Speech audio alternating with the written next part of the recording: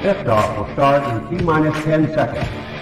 10, 9, 8, 7, 6, 5, 4, 3, 2, 1. We have ignition. It's time! 17 seconds from Game 7 or from championship number 6. Jordan open. Chicago with the lead. Harper got a piece of it. It comes off. The Chicago Bulls have won their 6th NBA championship. Tying run at second, 2 out. Palmero over the head of Jenks. Uribe charges, throws, out! And the White Sox have won the World Series. To the far side around the 8-yard line to Hester. Under it and to the middle with the 15 to the 20, breaks free to the 25 to the 30 to the outside. 40, midfield, 40, 30 to the coast, 20, 15, Hester 5. Oh! Touchdown!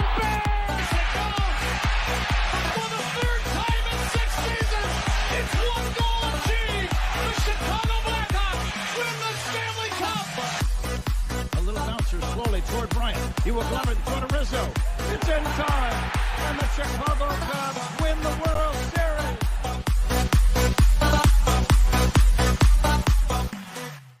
What up, what up, what up? Welcome to Shawn and Maya in the morning on this Hump Day edition. I'm your boy, the SuperBack, Shawn Sierra. Thanks for tuning in. If you're watching us on Facebook Live, well, then I guess you're following us on Facebook. And if you're not following us on Facebook, what? Come on, go to Facebook, type in Sports Zone Chicago, click the like button.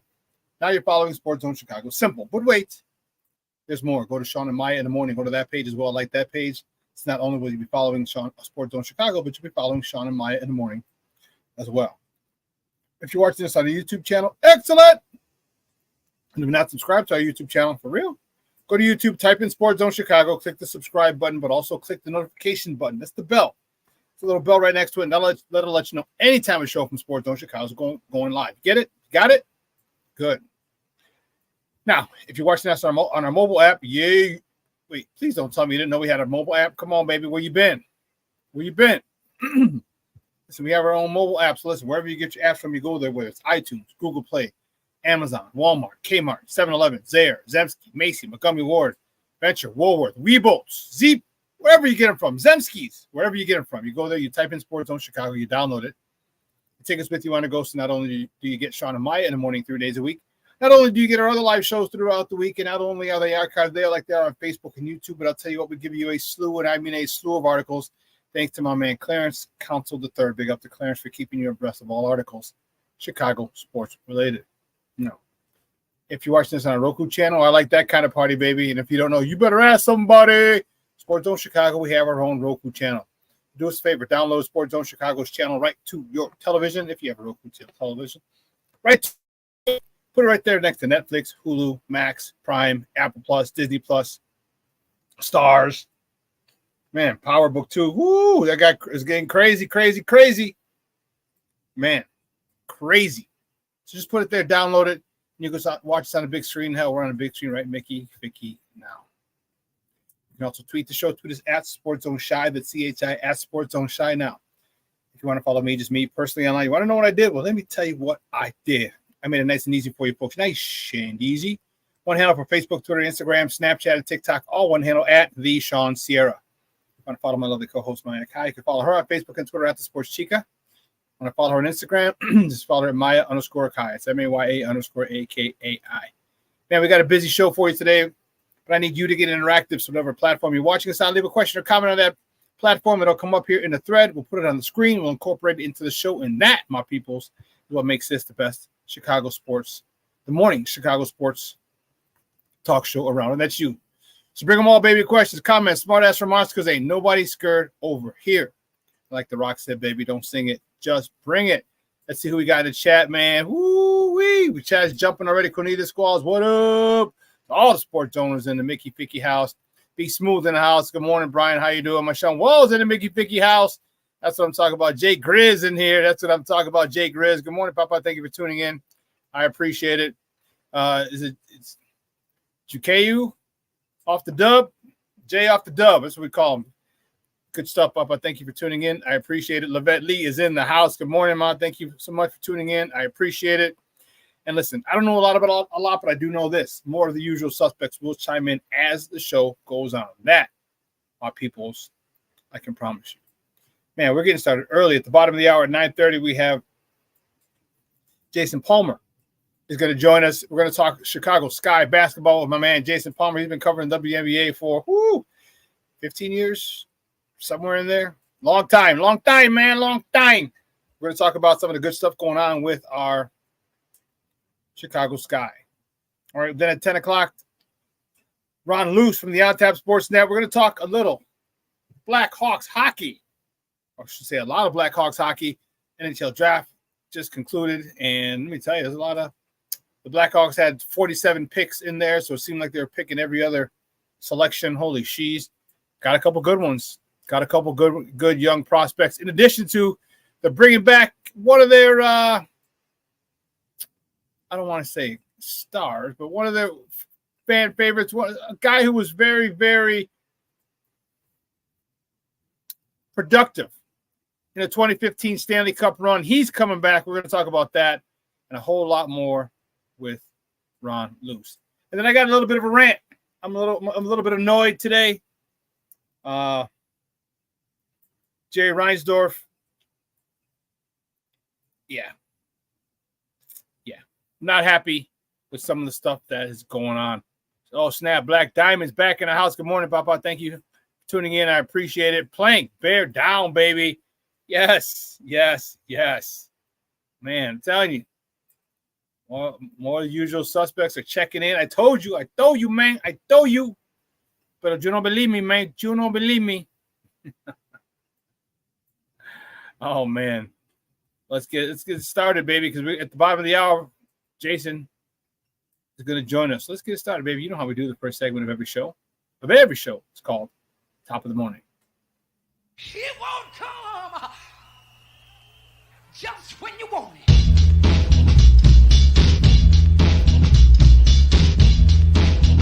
Top of the morning to you. Top of the morning to you. Top of the morning to you. Let's see. Where do we go? Which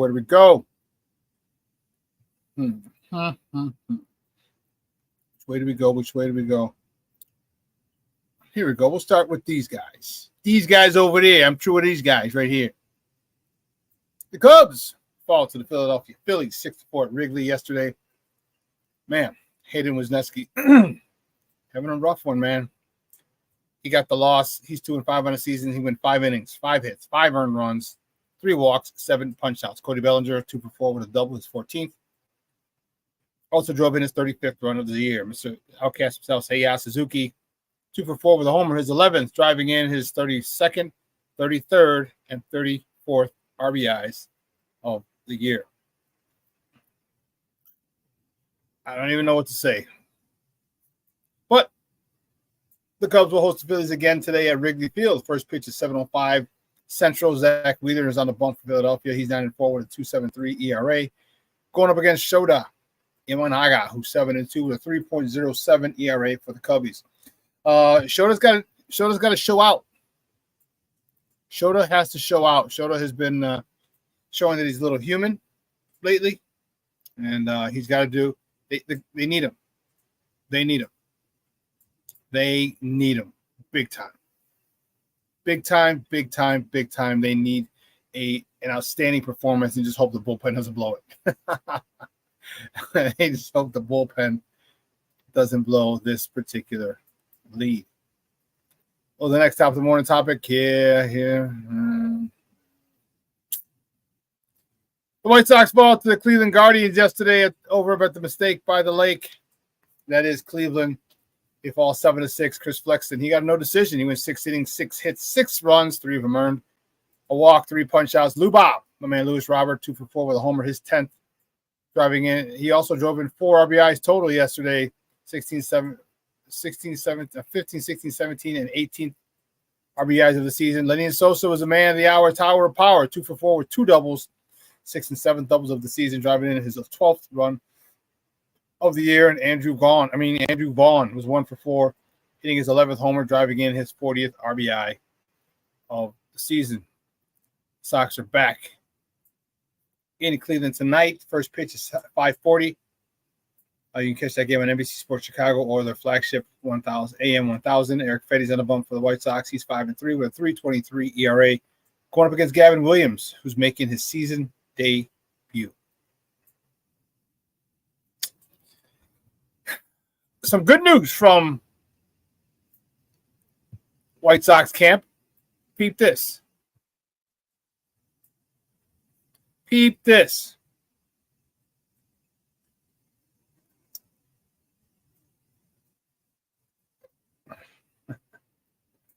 Oh, goodness. Peep this. So, White Sox prospects, Colson Montgomery, shortstop, and left-handed pitcher Noah Schultz. Oh, come on. God bless it.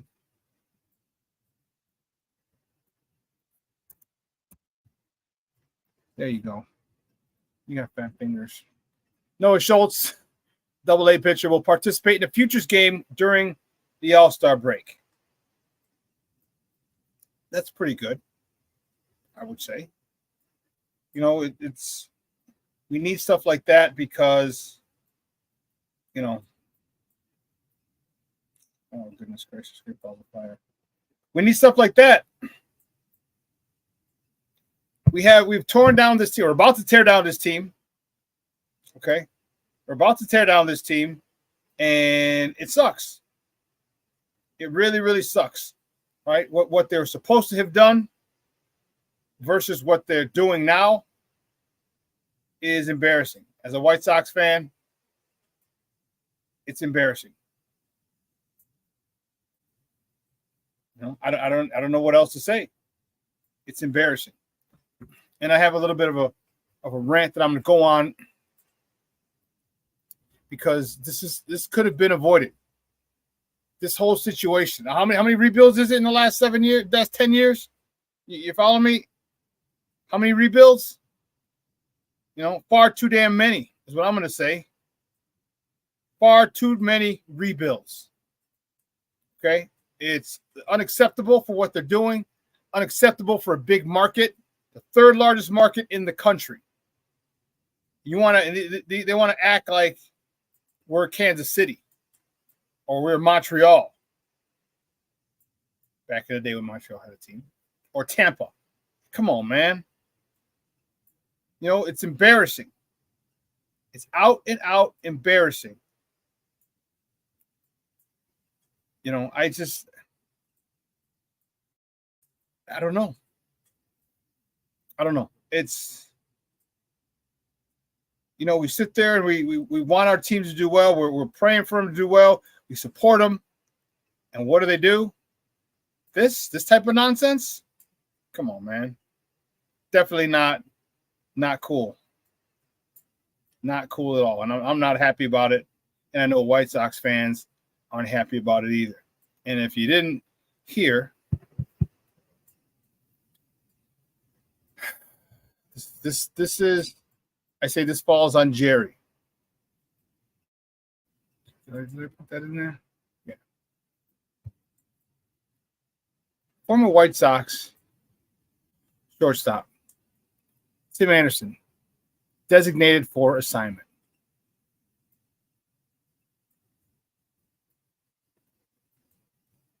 He's designated for assignment, which means they cut him.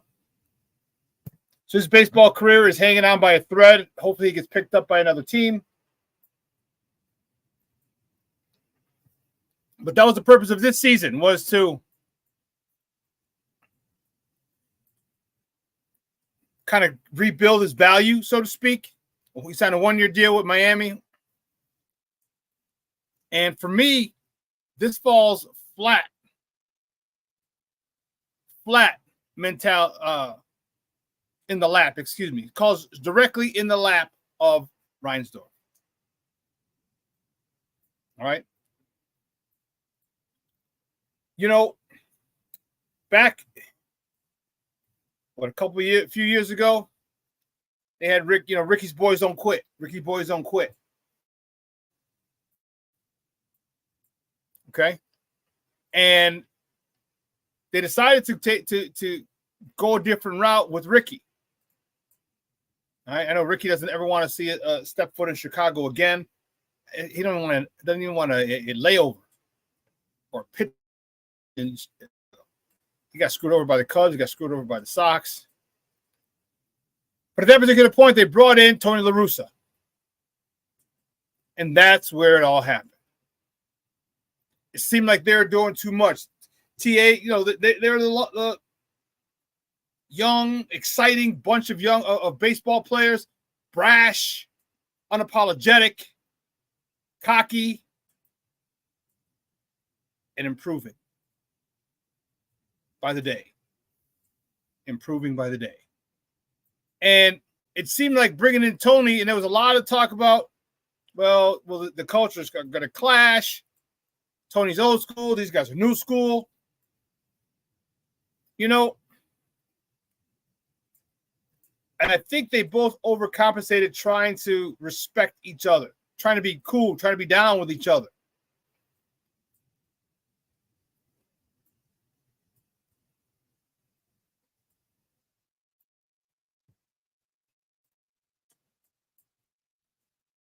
Is that 213 one? No, which one?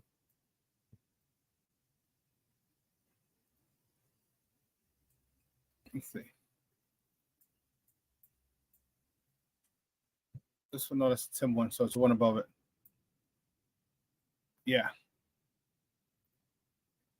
Wow. Thanks, Steve-O. Here's a 2021 in ALDS, game 1.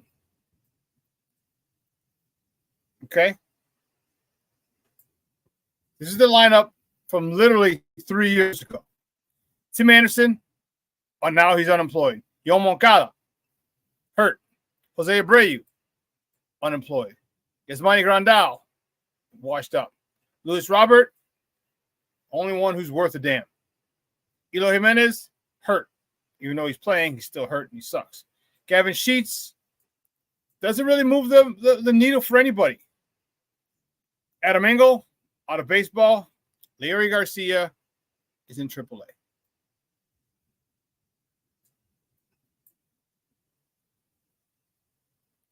And here's why I put this on Reinsdorf. You had a chance to have a group of young, extremely talented ball players.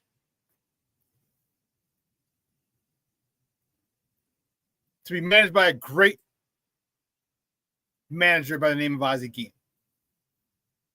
But instead, you meddled in affairs, again showing that you got no business meddling in affairs, even though you own the team. You have no business meddling in affairs because you screw shit up. You jack everything up. And here's why Ozzie would have been the best choice. One, he gains automatic respect, immediate respect. Why? He's got 2 World Series rings. One with the Marlins as the third base coach. One in his home organization, the Chicago White Sox, as their manager. So he has gravitas and automatic respect from jump. 2,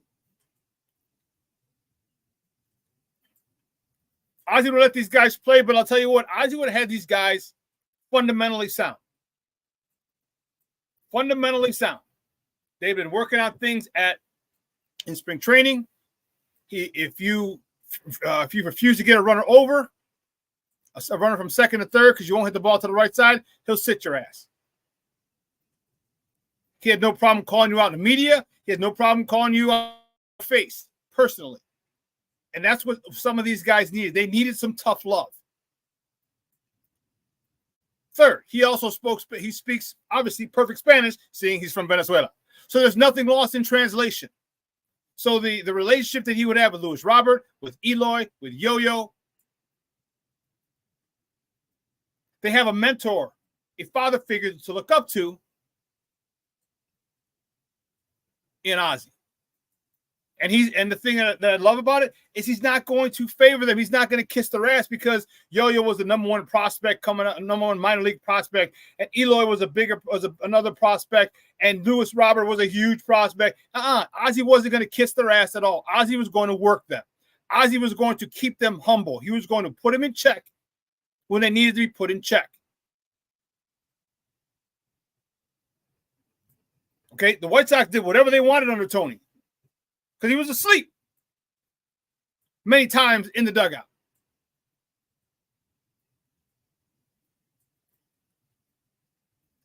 There's the fun. If you just listen to Ozzy the way he talks, the way he knows baseball, that's all he knows.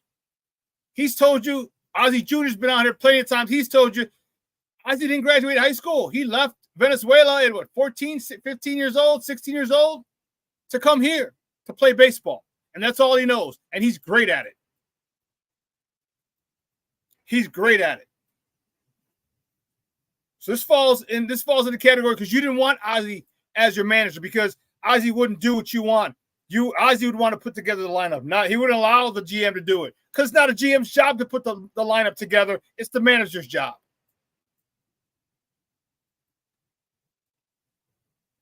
But Ozzy's too much of a firecracker. He's too much of a wild card. Too much. No, you know what he is? Ozzy's a winner is what he is.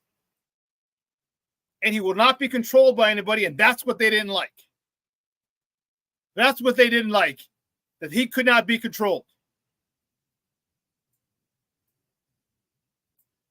But instead, and I'll tell you what, Ozzy would have talked to some of these players. He talked to Bobby Jenks about their personal issues. I know Tim Anderson had some personal issues. Okay, we all know it. All right, his best friend, the godfather of his daughter, was murdered back in Tuscaloosa. That affected him. Then he had an extramarital affair that resulted in the birth of a child. That affected him. Ozzy would have helped him deal with a lot of these things. Tim looked like he had no guidance. And Ozzy would have been there as a manager, but also as a father figure for Tim. I'm telling you, he did a lot of stuff with Bobby Jenks that a lot of people don't know about. But his players could always come talk to him. And if you don't think that these players would have come to him English or Spanish or whoever, you're crazy. Because Ozzy played the game, and Ozzy's not that far removed from the game. But you wanted to save money. You wanted to have a manager that you could control. You wanted a manager that you could control, and that's the problem. Which means you didn't give a damn about these guys, these players as people. They're just commodities to you. And I'm not saying, poor Tim Anderson. Yeah, he's got millions. He's fine. But it's not about the money. It's about wasted talent. It's about wasted talent. And if you cared about your players, don't show me the loyalty to them when players are good. Show me when guys are having a rough time. When guys need help. Paul Konerko didn't need help. Frank Thomas didn't need help. Tim Anderson needed help. He needed somebody to sit his ass down and say, hey, grow up. You cannot let what happened on the off the field affect your on-field performance. Ozzy would have had him in check. Ozzy, and I'm telling you, the respect that Ozzy garners, unparalleled. So this could have been a whole different story had you hired Ozzy after you let Ricky go. But you chose not to because you wanted a puppet. And Ozzy's nobody's puppet. And I think this whole thing with Tim Anderson could have been avoided. I think Tim Anderson is still on the south side as a shortstop. And you don't think Ozzy would have got on him about his errant throws, right? His mental lapses at times? You're damn right he would have. Because Ozzy's about the fundamentals. Ozzy wasn't a big-time, huge player, but you know what he was? Fundamentally sound. He's only a Gold Glove winner. It's not bad. But he plays fundamentally sound baseball where you don't hurt yourself. But you didn't want that. You didn't want that because he wouldn't let you put the lineup together.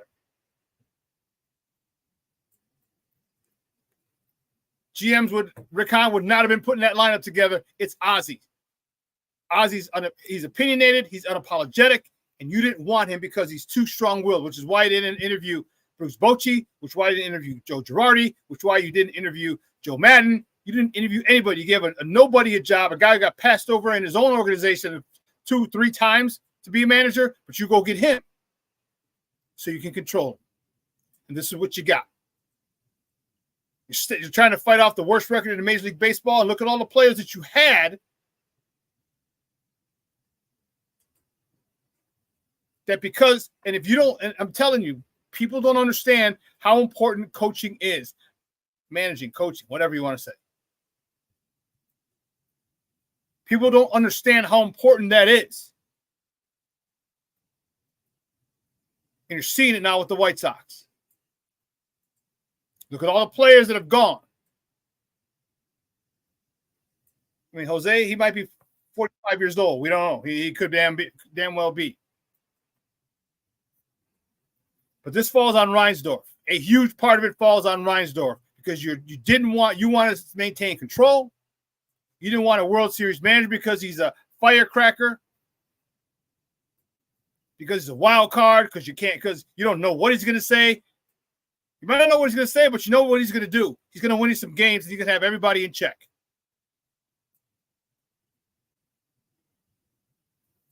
So there will be no happier day for me in my life than when that joker sells his team. Or put it this way, when he is no longer in charge of that team. Whether God says, hey, come home with me, or he decides, or says, hey, you know what, you need to just step away from this thing. As soon as he's gone, I will be a much happier White Sox fan, as will White Sox Nation.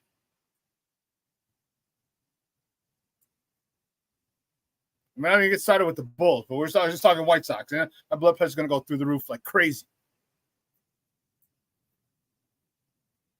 But this one's big part's on you, Reinsdorf. Big part of this Tim Anderson situation is on you. You could have had a guy, a leader in that locker room with Ozzie, in the clubhouse, with Ozzie, but you chose not to. You chose not to. We got to take a break. On the other side of the break, got a little bit of good news. The sky, baby. Sky. A lot of good news coming from my man Jason Palmer is going to join us on the other side. We're going to talk Sky basketball. Some of the good stuff that's happened. Very happy for these young ladies. I want them to win more, but nonetheless, I mean, we'll get there. So don't go anywhere, folks. Jason Palmer up next. Keep it locked right here. Shawn and Maya in the morning on Sports Zone Chicago.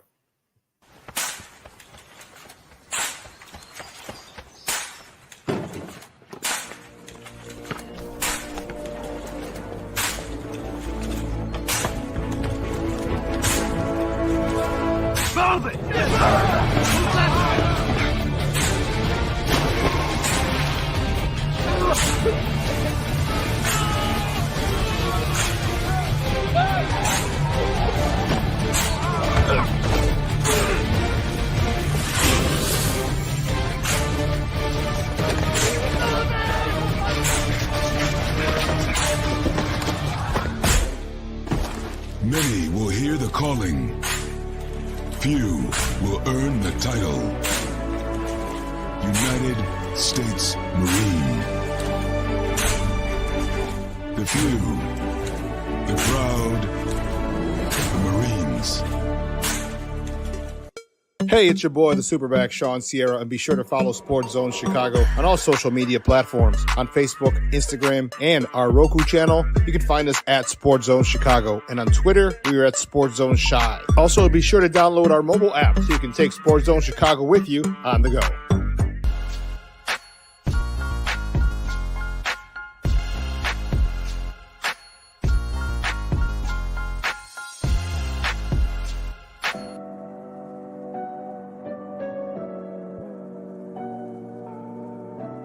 How do you take care of your mind health?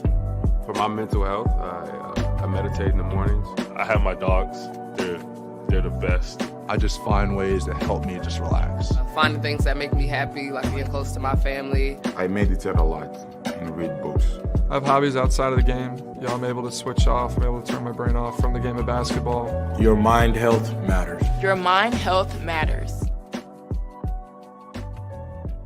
We are looking for a few heroes, mentors, trailblazers, innovators, a passion to change lives, spark curiosity, open hearts, and awaken minds, help students answer the question, who am I?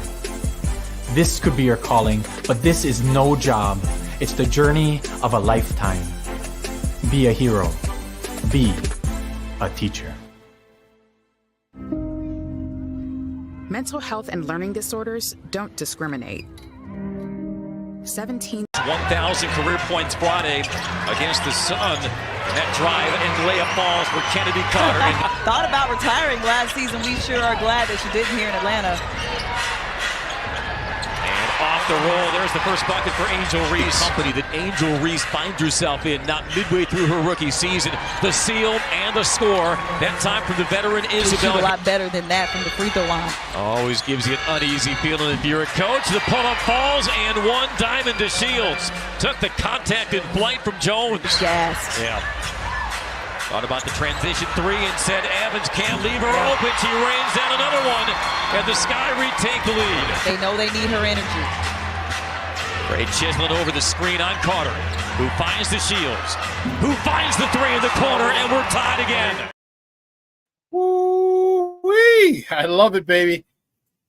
Those video courtesy of the Hugh or CBS Sports. Those are our girls. The Chicago Sky yesterday with a big 85-77 victory over the ATL Dream. It was all a dream. Girls, big game yesterday. And one of the things that I didn't get to talk about on the top of the morning because I was in that rant about Reinsdorf. A couple of things. Caitlin Clark, our girl, collected her 11th consecutive double-double. She is now as the new record. I'm so proud of her. Okay, and here's why. She got a lot of flack. Her game's not going to translate this and this. She's got really no real post move, no this. She's got heart. You know what she's got? She's got grit. All right, you can tell people who grow up a certain way. Okay, she grew up a certain way in the streets of Baltimore. Okay, just like you get, her mentality is that of like the Derrick Rose. All right, she's a go-getter. She's going to get it done, period. She got it done at LSU, winning a chip. She's getting it done here. New WNBA record, 11 consecutive double-doubles. And then yesterday,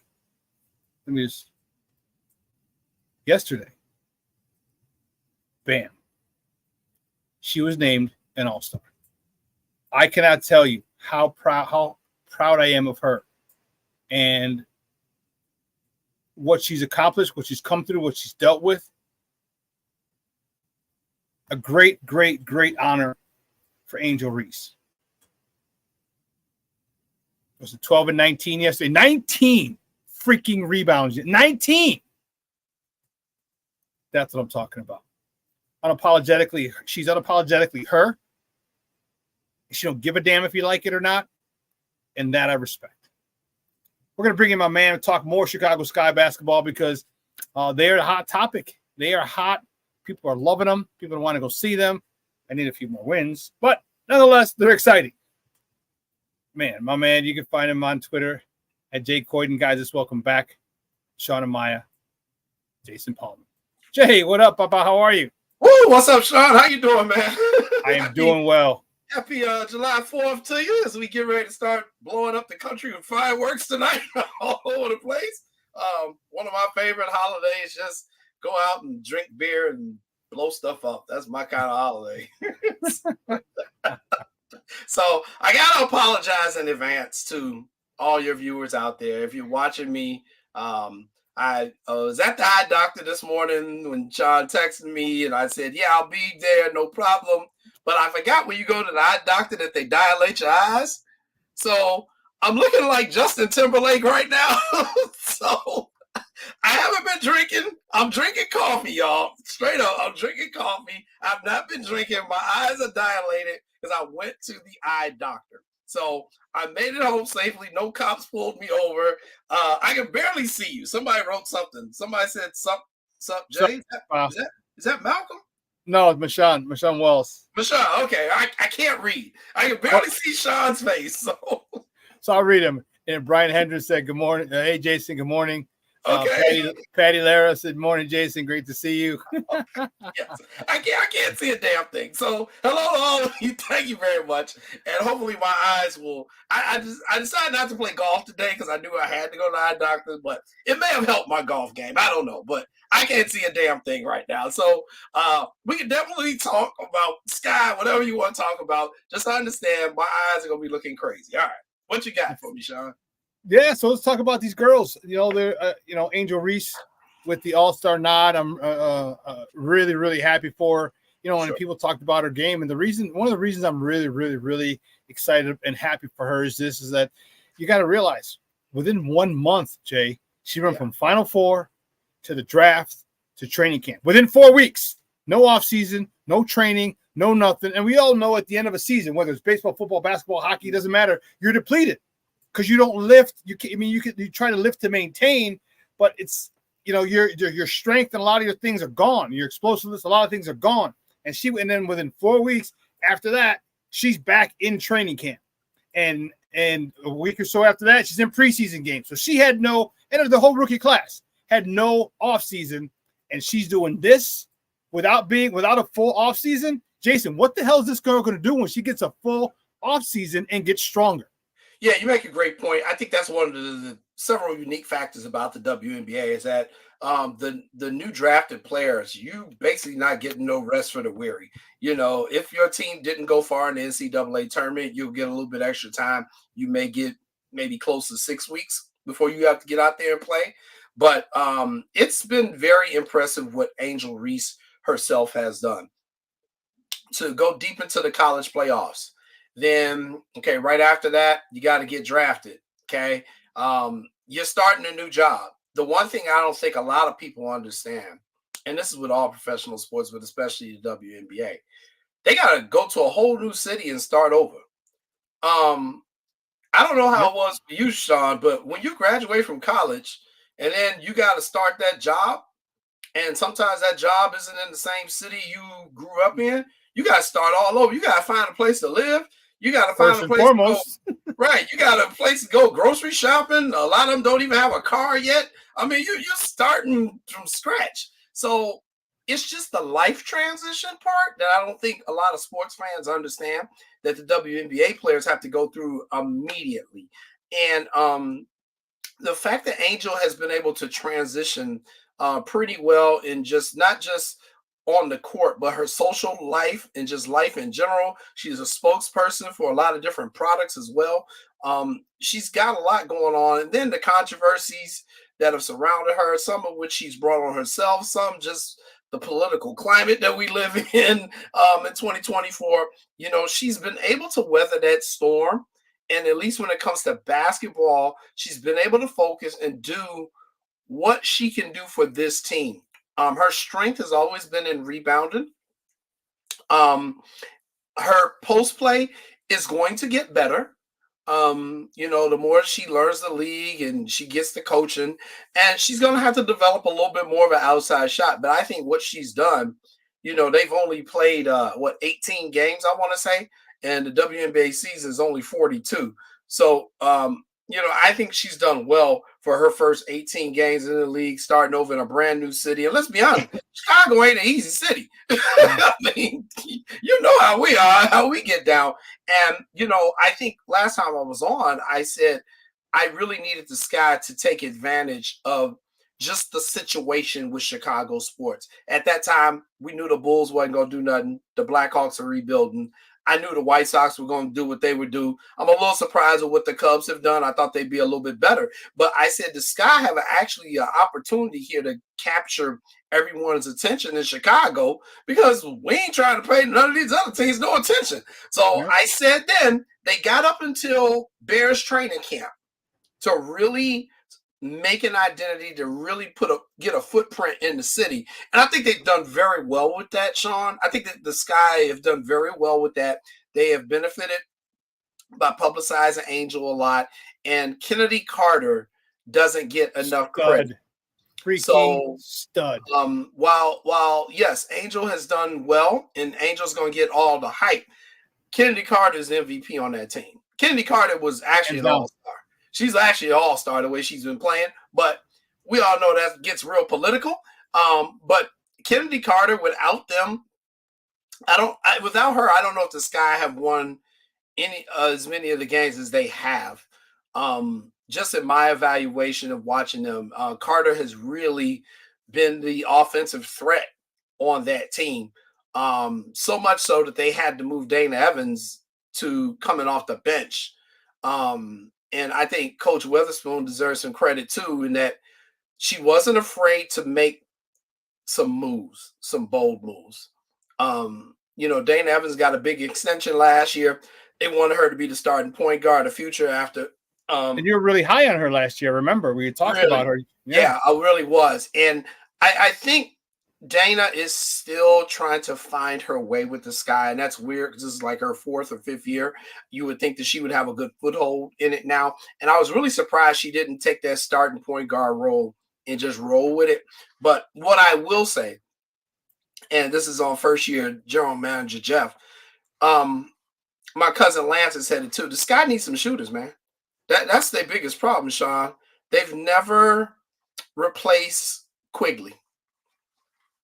They've never replaced it. They haven't found a replacement. Now, I think the young lady that they drafted, Brenna Maxwell. Yeah, I think they cut her. That was supposed to be the person, but she got injured, and they had to cut her. And this is where I try to educate people on the WNBA rules. They don't have as many roster spots as the NBA. You only get 12, and when you get injured, and they couldn't hold that spot. They couldn't do it. They wanted to. I know they did. I talked to them. But they were like, well, what can we do? We don't know how long she's going to be out. What are we supposed to do between that time? So, I think that's kind of hurt them. But I do think they got to get some shooters, man. And the Elizabeth Williams injury, her being out for the season, isn't helping. No. But I do think they need some shooting help. But in terms of Angel's play, Angel has surpassed my expectations. Mine too. I think she's calmed down a lot too in some of the games. That was my biggest concern with her coming out of LSU. I was like, man, that yelling at the referee stuff ain't gonna cut it when you get to the next level, because you're a rookie. You're gonna keep debating all these calls. They're gonna start teeing your ass up. And so, I think, her getting teed up a few times and Coach Witherspoon talking to her like, yo, you making yourself a bigger target. You making yourself a big target. Jay, you stole my thunder because I was going to ask you how much of a role did Teresa Witherspoon have, because of the fact that, one, we know she was a dog. Yeah. Defensive, just her mentality as well. Look, she came from Kim Mulkey, all right, as well. Angel Reese came, so you're dealing with two people from the same coach. Yeah. And that was going to be my next question. How much do you think that she said, hey, look, you can't be doing this nonsense. You can't be barking at officials. You can't be, you know what I mean? Like, I need you to play, and I can't have you kicked out because you're mad because you didn't get a call. Roll the hell up. You know what I mean? Right. I think, talk about how good Teaspoon is for this team. Her mentality and everything that goes along with it. So let's talk about that, and I'll just bring it straight out with you. What happened was with the incident when Kennedy Carter got body checked, or when she body checked Caitlin. She hipped her. She hipped her. Whatever we want to call it. Caitlin's like, oh, come on, Caitlin, stop being LeBron. Angel jumped off the bench to celebrate it, and then there was this whole big thing, and then the Sky didn't make Angel available to the press that game, which was another bad move. Yeah. What happened basically, and this is why I say the press is very important in all things in life. The press went in on the Sky. The press went in on the Sky real hard about that. Like, how are you not going to make Angel available on the game when she's playing Caitlin Carr just because y'all lost? And the Sky got fined for that. Yes, they did. You know, they got fined for that. Mm-hmm. And it was a failure on part of the Sky. It was a failure on part of Kennedy Carter for not having discipline. It was Angel's fault for jumping up off the bench.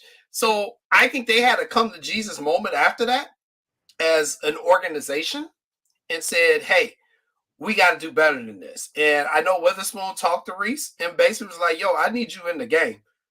Like, I can't have you getting all these texts, because if you start getting this reputation and you turn into the Draymond of the league, that's how they going to treat you. Yeah. That's how they going to treat you. And, you know, I'm a sports official. I'm telling you, once you get a reputation, it's not that I'm going to pick on you, but I'm going to notice you more. I'm not going to give you the benefit of the doubt on stuff because you already, your reputation precedes you. So I think the organization had a come to Jesus moment with not just the players, but they had to have a come to Jesus moment with the media, with the Chicago media, because we were on their ass. Annie from the Sun-Times was on their ass, the guy from the Trib, because we were like, look, we, you know, especially me, I've covered this guy for 19 years. 19 years. And I'm like, how are you going to like not make Angel Reese available when we all here on one of the biggest games? So I think the organization had some maturing to do. I know Angel, you know, being a rookie, you know, I tell everybody, people were kind of going in on it, and I gave her some grief for some of the stuff. I'm like, you know, even a regular job, you get a 90-day probation period. God damn, why y'all going in on a girl like this? You know, it's 90. It ain't even been 90 days yet, Shawn. And, you know, so I think, you know, the organization is taking some steps.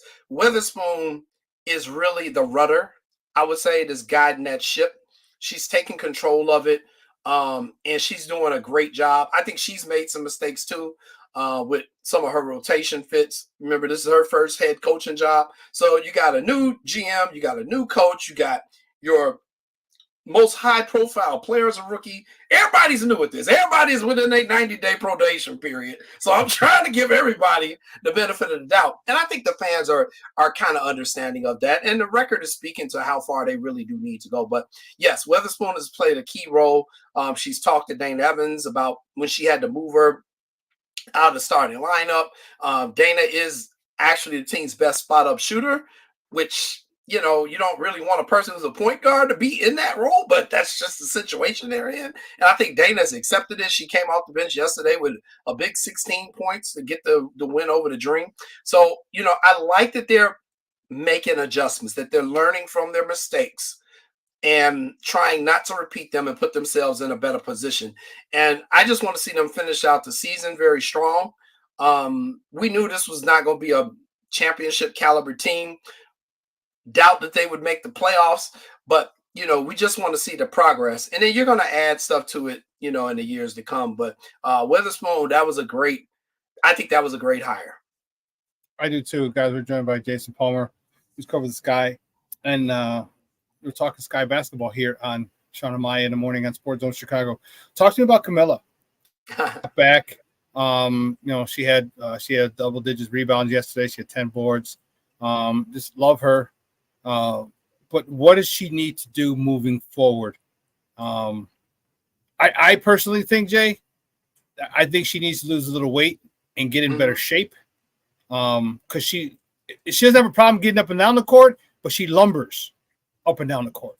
All right. And it's not that she's slow, or she goes up the same pace every time. So it's not like so for me, I'm like, okay, she just needs to lose a little, she needs to change her body composition. Yeah. But she can't do it from when there's no off season. Right. So that was a big thing. And, you know, they're flying around, they're eating good dinners and everything. And then they got to go to training camp. So, but what else do you think this girl needs to do? Because she wasn't joking when she said she knows Angel can rebound. She knows damn well she can rebound. Those two girls in shape, man, that's going to be a formidable duo. That's going to be like Ewing and Cartwright back in the Knicks days. Right. What do you think she needs to do for next season? So I think you kind of answered your question. I think Cardoso needs time. I think she needs time. I think that's the thing that we don't give people enough in the world today. Time. We look at their potential and say, okay, this is where they should be right now. Right. Don't work like that. They got to grow.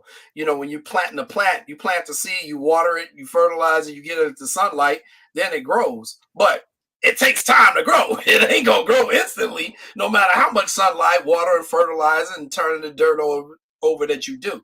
I think the other thing, Cardosa, you know, she did suffer a setback. Remember, she got injured. Shoulder, she got injured early in training camp. So she missed some training camp. She missed the second preseason game, and then she missed some portions of the start of the regular season. And just like Angel, she is coming off of a deep run in the NCAA tournament where she got all the way to the championship. So she hadn't had really time to recover, which for me personally, I'm surprised more rookies like that don't get injured. We saw what happened to Brink out in LA. Yeah, and that broke my heart to see what happened to her. You know, it's about how much can you push a rookie who are now coming up to a more physical level of play after a long college season. I think that's the drawback of the WNBA. I think with Cardosa, she needs a good offseason. I do agree with you. Perhaps she could probably, I'm not going to say necessarily lose weight, but she needs to be in better shape condition-wise. She also needs to get stronger. Yeah, change her body composition. The way change her body composition. Yeah, right. And I think the thing I like about Cardosa, I love talking to her. That's my homegirl for real, because, you know, she's from Brazil, and she's a volleyball player who then switched over to basketball. Anybody know anything about Brazil know that volleyball, that's their sport, okay? Yeah. You know, they like basketball, but and volleyball, they like to flaunt it too. That's right. Volleyball, and, you know, they dominate in beach volleyball. Their men's team is good. Their women's team. That's why I love watching the Olympics. I love watching Brazil in the Olympics. So she knows I'm a volleyball rep. So me and her are vibing all the time. We talk volleyball more than basketball. Really? But, that's dope. That's dope. Yeah. But I think with her, she needs time. I think she's got to get some chemistry with her teammates. I'd love to see the Sky run a little bit more high-low posts using Angel and Camilla a little bit more. And I think her defense is sound, the block shots ability. You need a rim protector. She's got a huge upside. But I think for her, it's just time. I'm like you. I want to see them next year, especially once you get a couple of shooters out there, because right now everybody can collapse down on her.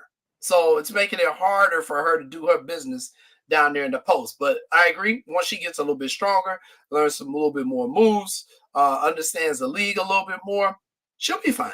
She'll be fine. You know, I think that's the thing with all rookies. We gotta understand they're traveling to new cities that they've never been to, and arenas they've never been to. They're doing more media than they do in college. It's a lot. So Cardosa and Reese are going to be a hell of a tandem, and the Sky are very lucky.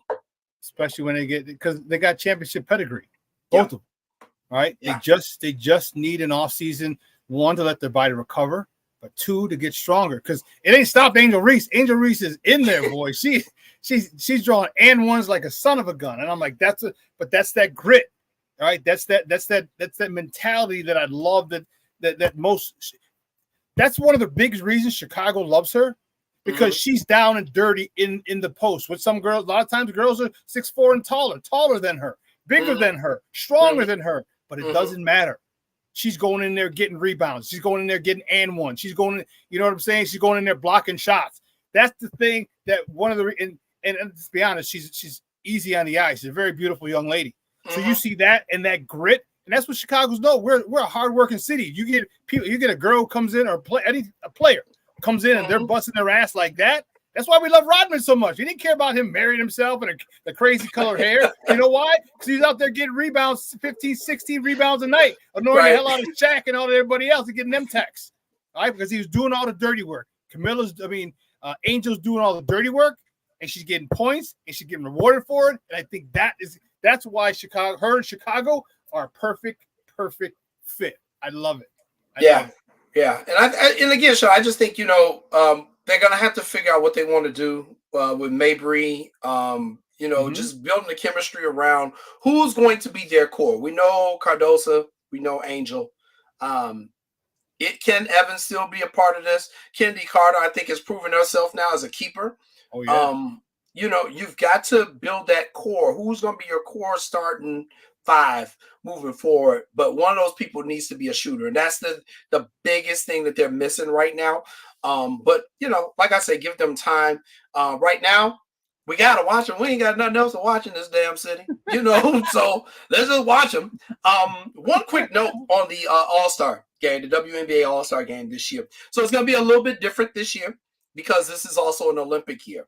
So it's gonna be the Team USA against the WNBA All-Stars. So obviously there are gonna be people on Team USA who normally would be WNBA All-Stars. All right, okay, Kelsey Plum, Brittany Griner and all them. So it's an exhibition game anyway, but the role this time is to prep Team USA for the Olympics. That is the major objective of all these exhibition games, including the WNBA All-Star game.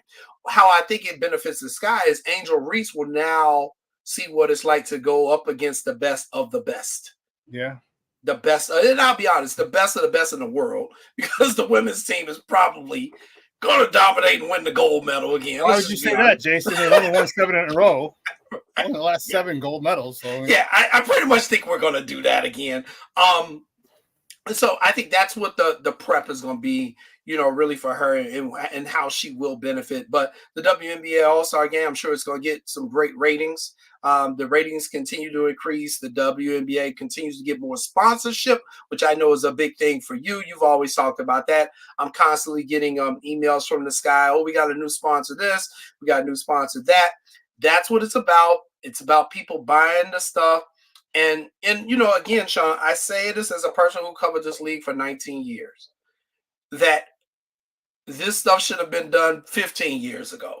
And the Caitlin Clark, Angel Reese effect has forced the WNBA to do some things that they hadn't been doing in the past. And I don't care if it was before people weren't going there. There was still a lot of really bad business decisions the WNBA was making. And I think they've now been put on the hot seat, and the NBA as well, because they subsidize the WNBA. Right. And they're now starting to make more business decisions. Has nothing to do with the players, just simple marketing strategies that they were not doing. And now I'm starting to see them do that, and we're starting to see the benefits of it. And you just have to continue to grow the game and build up on that momentum, and just again, just don't do stupid stuff. And you know what, Jason? And you know what? And that's why I was mad that Caitlin Clark wasn't on the Olympic team. And people were saying, "Oh, she didn't deserve it." Blah blah blah. I said, I get it. I understand. Mm-hmm. My thing is this: you want the momentum. I'm like, Christian Laettner didn't deserve to be on a dream team. Hell no. Okay, that was Shaq's spot. Exactly. And then people say, "Well, she's only gonna play 5 minutes." I'm like, wait a minute. This women's team has won the last 7 gold medals. Okay, the starters aren't playing the whole game, which means Caitlin Clark is going to be in there. Caitlin Clark's jersey from Iowa sold out. Caitlin Clark's jersey from the Fever sold out the night she was drafted. Can you imagine what her Olympic jersey is going to sell? You know what I mean? It's unfortunately politics play at this level. Yeah. Politics is huge. It's not about who deserves it, who's this. It's about politics, and it's about making money. If you want to make money, and the WNBA, now you got her overseas hitting threes from the logo, hitting threes in people's faces. Now you open her to the international game, not just the national game. And I get it. She might not be one of the best 12 on the Olympic team. I get it, but she's the most popular. Can most people name the starting 5 of the Olympic team? Nope. But everyone knows who the hell Caitlin Clark is, and that's why you got to capitalize, and that's where they drop the ball. It's not about talent. At that level, it's politics. Politics is paramount, and I think they dropped the ball. But don't forget that now you're asking her to go play more games without a break because I don't know. I just think they dropped the ball because I would have loved to have seen her drop hit a couple of half court threes, or step over half court threes with Olympic jersey on. And people are going to go nuts over her. Well, I mean, Shawn, let's keep it real. They're going to be playing like Lithuania. So, I mean, they're going to win by 80. So, what's the point? I agree with you. And here was my point on it, that I thought Diana Taurasi shouldn't have been on this team. This is her sixth. Because she's 60? She's right. She's 42 years old. This is her sixth Olympics. Girl, you've been there, and we don't really need you to win. You put Caitlin Clark on that team. You remove Diana Taurasi. You let Clark do that. You're going to build up even more goodwill for the sport around the world, not just in the United States, but around the world. You put her on the team. Now, and here's my drop the mic on that comment because yeah, Create Host, I got another guy behind you. Because people were complaining that Bronny James got drafted. We know that was a business decision. Look what the jerseys are doing for the Lakers. And the same people who said, well, they should do it because they're going to sell that. Well, the same people said Clark don't deserve to be on the team. Make up your damn minds. Make up your damn minds. That's all I got to say to people. All right, Shawn. Thanks, man. Hey, great stuff, buddy. I appreciate it, man. Soon. All right, talk to you soon. Guys, that's Jason Palmer, one of the hosts of What's Up, Cuz. Man, talking Sky basketball. Man, he was on point. When he brought up Bronny James, that was on point. Everyone's like, ooh, yeah. Oh, never mind. Yeah, damn right. So here's what we're going to do. We're going to take a quick break. And on the other side of the break, my man Ron Luce is waiting. And we're going to talk we're going to talk a lot of Blackhawk hockey. We have to go through all 47 draft picks that they had. It's going to be a minute. All right? So, there, folks. Keep it locked right here. Shawn and Maya in the morning on Sports Zone Chicago. Hey, it's your boy, the SuperBack, Shawn Sierra, and be sure to follow Sports Zone Chicago on all social media platforms, on Facebook, Instagram, and our Roku channel. You can find us at Sports Zone Chicago, and on Twitter, we are at Sports Zone Shy. Also, be sure to download our mobile app so you can take Sports Zone Chicago with you on the go. Time out. How are you feeling right now? Happy? Excited? Angry? Overwhelmed? One of the best things you can do for your mind health is to name what you're feeling. It can sharpen your awareness and help you talk about your feelings with someone you trust. Here are 3 questions to ask yourself. Where are your thoughts right now? In the past, the present, the future? Do you notice any sensations in your body? Is your heart beating fast?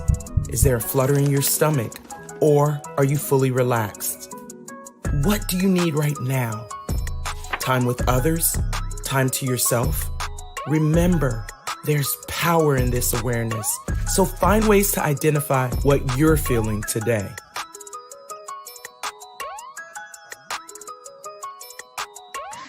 Hi, guys. Hey. Hi, Megan. Hey, Jessica. Megan, you're a tramp. Brian Fitch told me you guys made out. Everybody knows. He said your breath smells like garbage. And he almost puked. He says you're the most desperate girl he knows, besides your mom. How many boyfriends does she have anyway? Lots? Your makeup makes you look like a clown. That zit is huge, zit face. Ugly.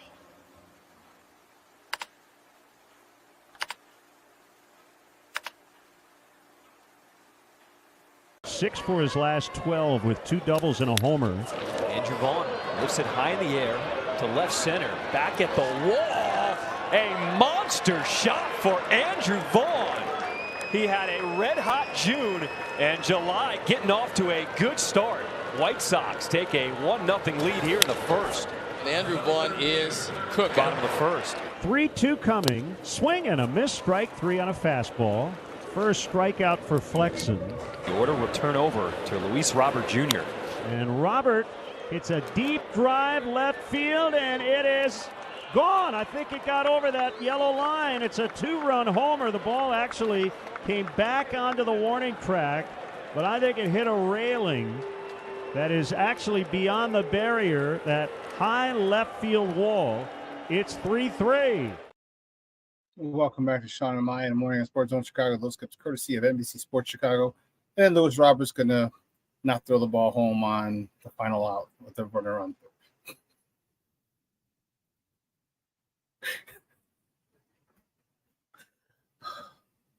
It's because of you, Reinsdorf. All you had to do was hire Ozzy. He'd have kept that whole bunch in check. Yeah. I know there's a runner on third. It's kind of deep, so I won't even throw home. I know we lose the game, but it's all right. I wouldn't have got him anyway. You got to laugh because otherwise my blood pressure would be through the roof. My next guest is a good friend of the program, and man, we got a lot to talk. The NHL draft was last week. Free agency has started. We have quite signings to talk, and man, you can find he's with On Tap Sportsnet. You can find him on Twitter at Loose on Tap. Guys, just welcome back to Shawn and Maya. Ron Loose. Ron, what's up, Papa? Good morning. How are you? Good morning, Shawn. I'm doing well. How are you? Well, I'm doing well outside of baseball because just like you, my team is also a dumpster fire as well. So we can be in the same boat and cry together over Chicago baseball. Oh my God, it is unbelievable. What the hell's going on with both sides of town? Like, so at least I get to tease Cub fans. I'm like, you were supposed to be good. We were supposed to be. I think that's what makes it worse, if I'm being brutally honest. It's like there was expectation behind the Cubs. At least everybody knew going in that like the Sox weren't going to be good this year. So at least you didn't have to have these high expectations. It's bad, man. It's absolutely bad. It really is. It really, really is. So let's not talk about the horrible stuff. Let's talk about the Blackhawks draft. Very, very, very, very good draft. We'll be on until about 3:00 when we go through all 72 picks that they had. But let's talk about their first overall pick. How happy were you with their first overall pick, number 2 overall? I like the Artem Levshinov pick. I feel like I was probably one of the few people early on that was like, I think they're going to go defense because at the end of the day, it's a lot easier to acquire a scoring winger than it is to develop a franchise defenseman. That's just the nature of the beast. That being said, though, I liked Kyle Davidson's process. I liked his aggressiveness. Right, there was the reports he tried to trade up back to number 4 to go get Demidov as well and appease everybody. But them getting Levshinov, I think it's a good pick. He's a guy that's probably not going to help this team this year, and that's completely okay. I think that's the best case scenario for him is just to continue developing. But when you hear the team saying that Levshinov is behind the curve of where he probably should be, and he's still good enough to be the number 2 pick in the draft, that just shows what kind of upside he has as a player long term. So he's only 18 years old. He's got plenty of time to develop into his own skin. I think he's going to be a pillar of this franchise for years to come. But this year, it'll be either turning pro and going down to Rockford and working every single day as a member of the Ice Hogs, or it'll be going back to Michigan State for another year and then potentially signing at the end of the season, very similar to what like Frank Nazar and Landon Slaggert did a year ago. So, but overall, I like the pick. He's big. He skates well. He has some offense. I mean, at the end of the day, he is really what you want in a complete two-way defenseman in terms of the prototype if you're looking for those type of guys in the draft. Yeah, and that's a great thing. He's 18 years old. And imagine 5 years. A lot can happen at hell. The Blackhawks won, that was 6 seasons, but still, almost 3 cups in 5 years. All right? The kid will only be 23 years old. Yeah. Still not even in his prime. Not even in his prime. And so he has a lot to do, and I like that a lot, and that's great. We're starting to see a lot of youth movement with a couple of teams. All right, with the team over on Madison. Thank God. It only took you. Let's get younger and more athletic and sign Dwayne Wade. That's a whole nother story. I digress. But I like the youth. All right, I like the youth, and then they go and they get a guy who's probably in his prime, a 2015 Stanley Cup winner, and Teuvo Teravainen.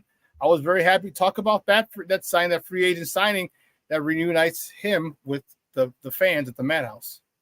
Yeah, I think Teravainen, he checks a lot of boxes in terms of what I think the Blackhawks organization was looking to do with this free agency period. One being, surely everybody knows the fans are going to love it, right? You bring back a former face of the golden era of Blackhawks hockey, a guy that I think in hindsight, a lot of fans say that he should have never been dealt and that the Hawks should have made the Bickle contract work, even though he ended up, they could have thrown him on LTIR if he was truly that injured and sick instead of trying to just, dispose of his contract on Carolina.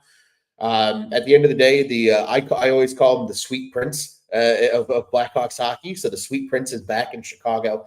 But you know what? In terms of the fit, in terms of the player that he is, this fit makes so much sense. And you saw so many people during the draft process highlighted that he played next to a scoring center in Sebastian Aho down in Carolina, and they had a lot of success together.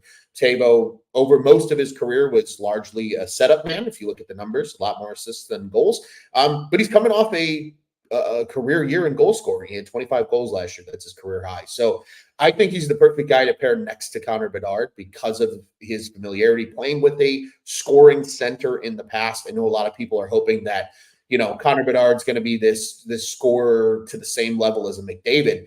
I think Connor Bedard's going to be more so a scorer to the same level as Ovechkin, because that's just his type of game. He's more of a pure shooter than he is a playmaker. He can still obviously make plays, but the shot is his number one asset. So getting a guy that can set him up and get him the puck on his stick in opportunities to shoot, that's going to be critical for Connor Bedard's development. And that was another big thing that a lot of these moves did. I've seen a lot of negativity about the moves made, and Tebow being a part of this, obviously.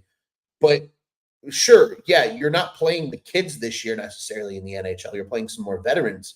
But it's the veterans that are here with the kids already here, the Vlasics, the Korchinskis, the Bedards, to get them to take that next step forward. And that's what's going to be critical. And Teuvo Teravainen does that with Connor Bedard. I fully expect 86 and 98 to be on the same line come opening night in Utah when they kick off the season on October 8th.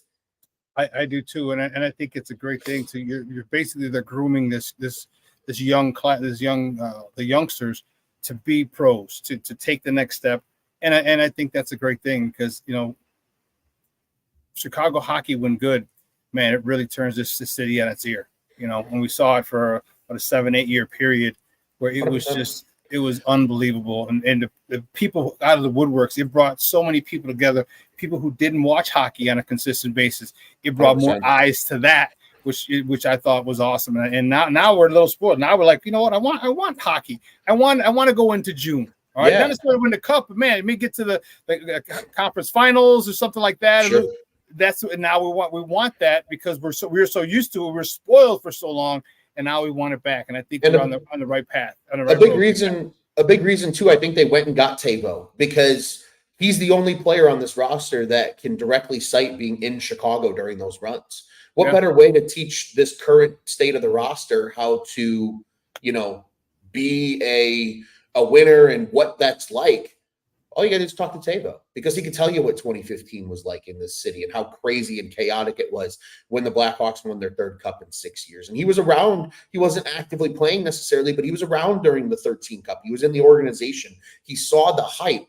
And, as a 2012 draft pick, he's the perfect guy that now Connor Bedard and all these guys can look to and be like, tell me stories. What was it like in this city when this team was winning championships? Because then once you have that engraved in your brain, that's something that you as a player then want to strive for. But not only that, and guys, we're joined by Ron Luce from the On Tap Sportsnet talking Blackhawks hockey here on Shawn and Maya in the morning on Sports Zone Chicago. But not only that, I think here's another thing is that 15 season was different. 14-15 season was different because they should have won 14 as well. That deflection off of Nick Leddy's jersey in Game 7 of the Western Conference Finals, all right, they would have gone and they would have destroyed New York as well. And now you're looking at a serious freaking dynasty. Now you're in there like, holy cow, that's 4 in 6 years. Now we're in the Edmonton category back in the 80s, okay? Sure. And they came into that season, it seemed like, with a sense of purpose. I know you'd won one in 10 and won in 13, but they were on a mission. Because I feel they thought they knew they should have won that game 7 and gone on and won the cup in 14.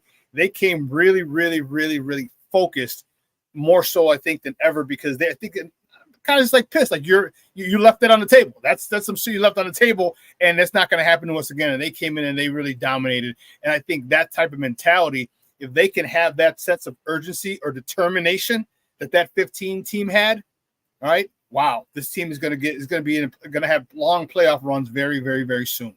Yeah, that 15 team was definitely the most unique, in my opinion, of the three, because you look at 2010, it was this young upcoming team that was dominant that ended up going on and winning the cup. Sure, they weren't the 1 seed in the West, but they were the 2 seed in the West. In 2013, they win the President's Trophy, right? They're the best record in the league, shortened season, but they go on a run and they win it again. The 15 team, I think, was the first time that we saw them flex their muscles as a playoff performing team, because a lot of people forget that was under the new structure that we're used to and accustomed to now in NHL playoffs, where it was the top 3 in every division make the postseason with 2 wildcard teams. The Hawks were the number 3 team in the division that year because St. Louis had that huge run that year. There was a lot of other really good teams in the Central that year. And a lot of people forget, like, the Hawks kind of limped into the playoffs that year.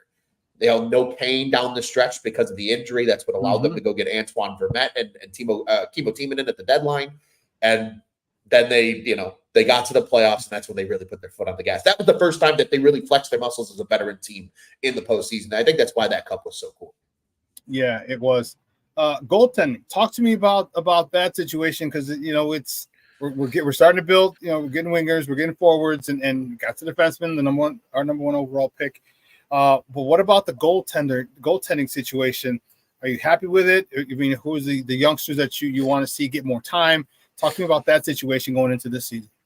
I like how they have the goaltending set up for this season. I really do, because right now you sit here and you look back at it and you say, well, Arvid Soderblom just couldn't get better because teams knew how to attack him at the NHL level. And that is the big difference, especially for goalies, between the NHL and the AHL, is teams know your weaknesses and they're going to exploit them at the NHL level.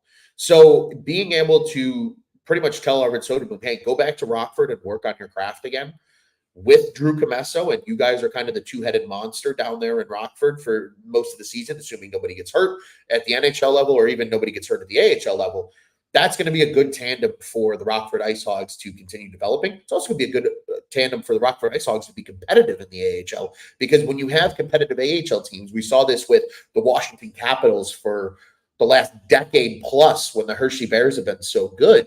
It's because they're able to take those guys at the AHL level, teach them how to win, and then get to the NHL level and know how to win. So I think that's something that they want to do this year with Rockford as well. At the NHL level, I mean, we all knew it was going to be another 2 years of Peter Mrazek. He earned that extension. There was a lot of games where he kept the Hawks in it. They should have not been in it last season. So he had a really good campaign. It wasn't great, but it was good. And I really like the addition of Laurent Brossoit. I think Brossoit is – he was one of these like highly touted goalie prospects early in his career with Edmonton. And a lot of people had hyped him up. And he never quite worked out with Edmonton. Those were also the really bad days at Edmonton as well. He kind of moves on and becomes a little bit of a journeyman. He goes to Vegas. He wins a cup in Vegas as a part of that run for 2 seasons. Last year, he's in Winnipeg as Connor Hellebuck's backup and has a really good year, .927 save percentage, a 2 goals against average. I mean, he was really, really spectacular. 22 starts, he was 15-5-2. I mean, that's really hard to do as a backup goalie. I think he's excited about the opportunity to truly be kind of a 1A, because I think you're really going to see almost a dead even split of those two at the NHL level this year. I expect them to both play about somewhere between 35 and 42 games. One of them might get the slight nod over another, depending on who's playing better. But I think it's a good opportunity for Brossoit this is the most money he's going to make in his career as well, making $3.33 for the next 2 years. I really like the move. I think he was kind of a sneaky goalie addition. It was kind of a weak goalie market this year, just not a lot of guys available. And you heard at the draft that they reportedly were talking about taking a goaltender in the 3rd round. They opted and said, no, we're going to stay with forward, and we're going to look to the 2025 class, because next year's class is considered a really strong crop of goalies. So I fully expect them to take a goalie next year. From an NHL soon-to-be ready perspective, Drew Comesso is probably the next name up that people are going to be chomping at the bit to see. And then eventually after him, it's going to be Adam Guyon, who I think Guyon might be the best goalie prospect they have in their system right now. He's currently at the USHL level. He'll be going to NCAA next year. I believe it's with Minnesota Duluth is where he'll be playing. So they're stockpiling the system, but right now at the NHL level, it's going to be a couple of veterans just trying to backstop their way to making this team a little more competitive than they were a year ago. What does Coach Richardson have to do this year to take this team to another level? You got a lot of young talent. You're bringing back some guys, but a lot of the young talent now is not. They're still young, but they're not rookies, or you know what I mean. So now they have some experience. What does Luke Richardson have to do with these guys to get them to play better, be more consistent? Because he's got a lot more talent. We just drafted a few more guys. Some may play, some may not, but nonetheless, it's a new year. You're expecting this team to be on an upward trajectory. And what role do you see Coach Richardson having in this upward swing? I think you heard it very subtly through, I'll call it between the lines last year, of him being frustrated with the lack of veteran presence on this roster. Because let's be honest, outside of Nick Foligno, Jason Dickinson, and, for the 15 games of Corey Perry, they really didn't have a lot of veterans, right? It was Seth Jones, it was Connor Murphy, and even Seth Jones and Connor Murphy are veterans, but they necessarily haven't been around that long. It was a really painful young team. And I think that this is actually ironically just something we talked about on our Four Feathers podcast that we just did the other night, is Luke Richardson had this team humming in year one of his coaching tenure. But that's also because it was a much older team.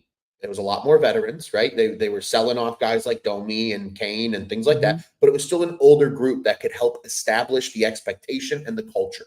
And they lost that in year two, and you saw it subsequently affect their play on the ice. Now this year, and everybody's like, well, Kyle Davidson didn't really make this team better and accelerate the rebuild. No, but he's helping accelerate the culture of the rebuild. And that's what this year is about. And that's why you go out and get energy players like Tyler Bertuzzi. You go get a guy who knows what it's like to win in Chicago and played with Taves and Kane and Hossa and Seabrook and Keith and Teuvo Teravainen. You go out and get a Craig Smith who's been around the NHL forever. Pat Maroon, who's a 3-time Stanley Cup winner. Alec Martinez, who's a 3-time Stanley Cup winner. You go out and get those guys so that way this year they play the most like Luke Richardson's system is meant to be played in his tenure. And quite frankly, it's a big year for Luke Richardson because he needs to start showing that, hey, we're giving you a little more talent now. There needs to just be some improvement. It doesn't need to be playoff or bust, but you need to show that this team is improving in the right direction. And I think the additions they got are guys that play, I call it the balls to the walls mentality. That's how they want this team to play. And you see it in the way they're drafting too. They're drafting speed. And that's exactly what Luke Richardson wants out of this group. So I think the veterans being here is going to help reestablish that level of compete that they had in year one of Luke Richardson's tenure. And I think because of that, you're going to see a much more disciplined hockey club this year, a much more fun to watch hockey club this year, and ultimately a team that is truly going to take that next step. I think this is a team that at the end of the season is probably about 7 to 10 points out of a playoff position, which I know that doesn't sound great, but compared to the last 2 years, that's a huge improvement over what they were, being a bottom feeder the last 2 years. Yeah, and I'm looking forward to Bedard's second year. All right, I want to see, because if you caught some of the interview with Jason prior to you, we were talking about how Angel Reese and Camila Cardoso, like they didn't have an offseason, all right? They went right from the Final Four, and 2 weeks later was the draft. 2 weeks later was mini camp, training camp, then their preseason, you know what I mean? So they have no offseason, all right, when you go from, but here, now I want to see Connor Bedard. I want to see him. I don't expect it to be 210 pounds, no, but I get, have a little more strength, all right, be able to hold some people off a little while he's skating. I want to see a lot of these youngsters just get stronger because, we saw with Kane.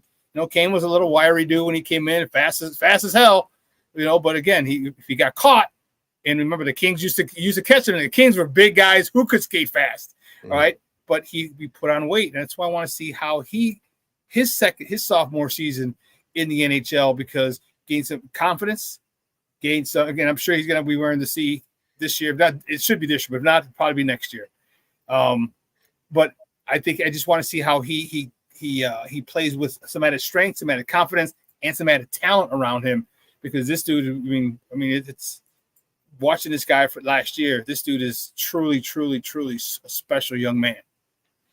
Yeah, I think this is the year you're going to see that. The fact that as a 16 or as an 18-year-old and that's the thing a lot of people will say, and I've seen a couple of arguments of that. It's like, well, Kane put up 72 points as a rookie.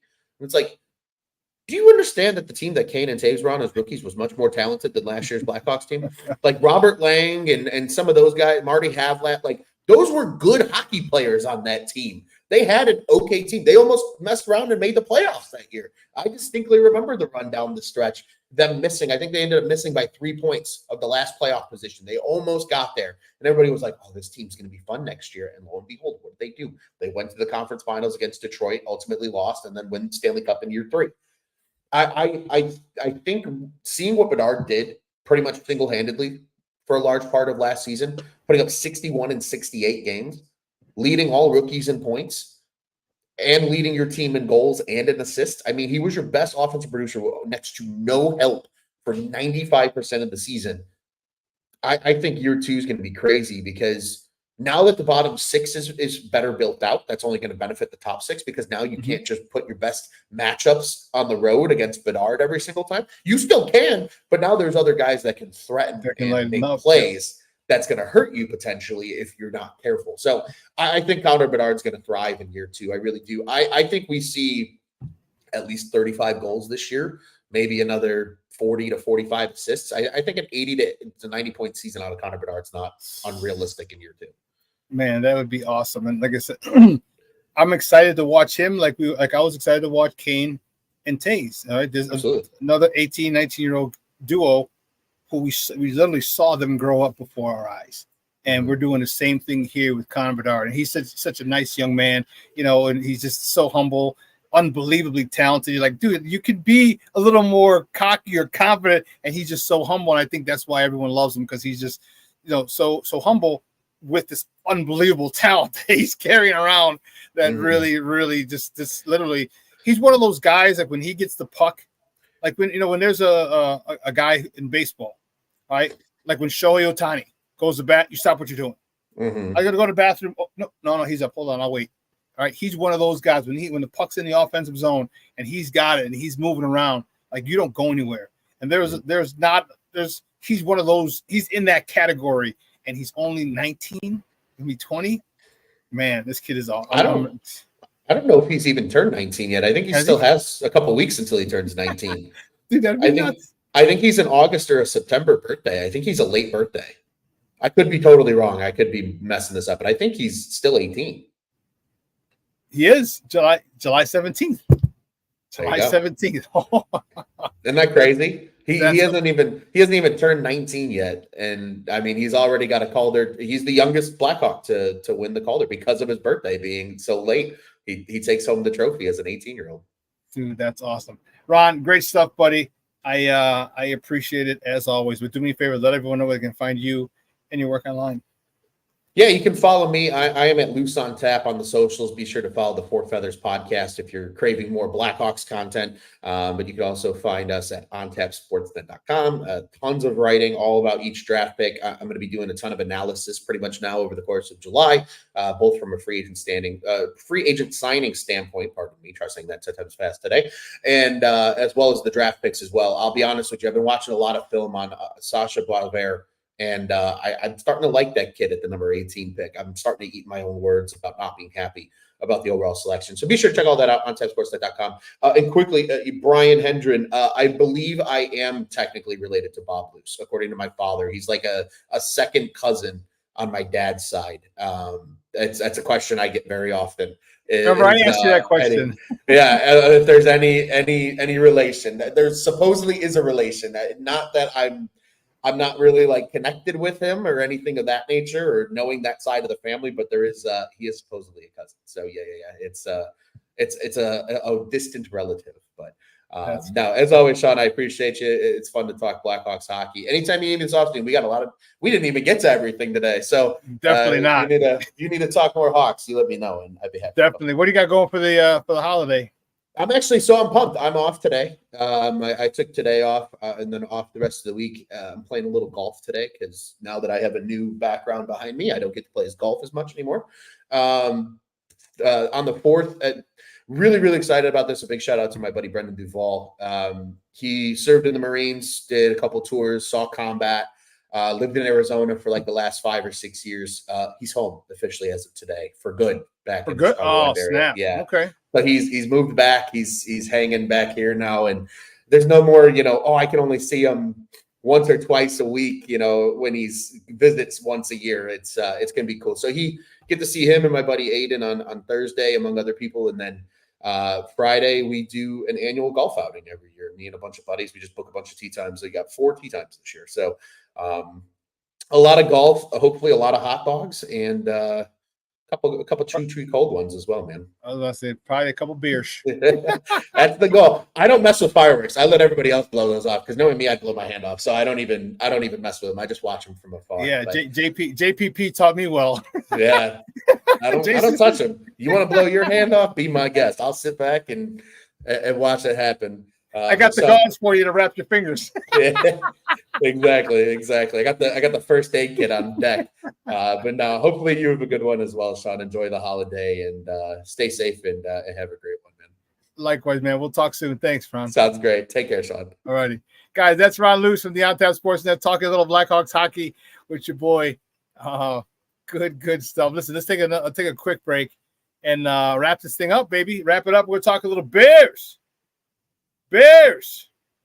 Oh, wow. Bears.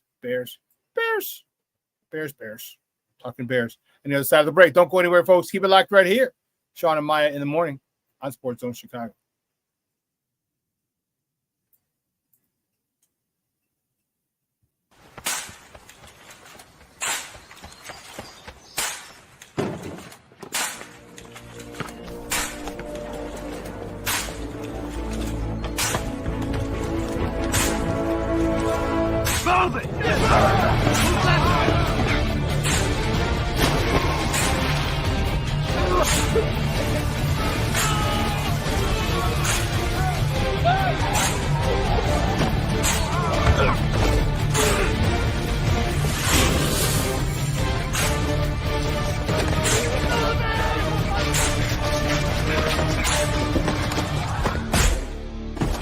Many will hear the calling. Few will earn the title. United States Marine. The few, the proud, the Marines. Hey, it's your boy, the SuperBack, Shawn Sierra, and be sure to follow Sports Zone Chicago on all social media platforms, on Facebook, Instagram, and our Roku channel. You can find us at Sports Zone Chicago, and on Twitter, we are at Sports Zone Shy. Also, be sure to download our mobile app so you can take Sports Zone Chicago with you on the go.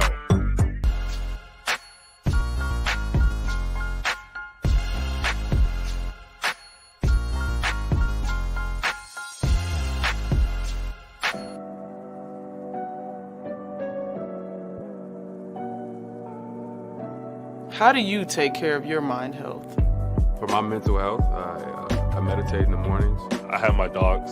They're the best. I just find ways that help me just relax. Finding things that make me happy, like being close to my family. I meditate a lot and read books. I have hobbies outside of the game. I'm able to switch off. I'm able to turn my brain off from the game of basketball. Your mind health matters. Your mind health matters. We are looking for a few heroes, mentors, trailblazers, innovators, a passion to change lives, spark curiosity, open hearts, and awaken minds, help students answer the question, who am I? This could be your calling, but this is no job. It's the journey of a lifetime. Be a hero. Be a teacher. Mental health and learning disorders don't discriminate. 17 million children and adolescents in the United States live with disorders like anxiety, depression, ADHD, and dyslexia. Less than half get the help they need to thrive. Help the Child Mind Institute change these children's lives. Visit childmind.org.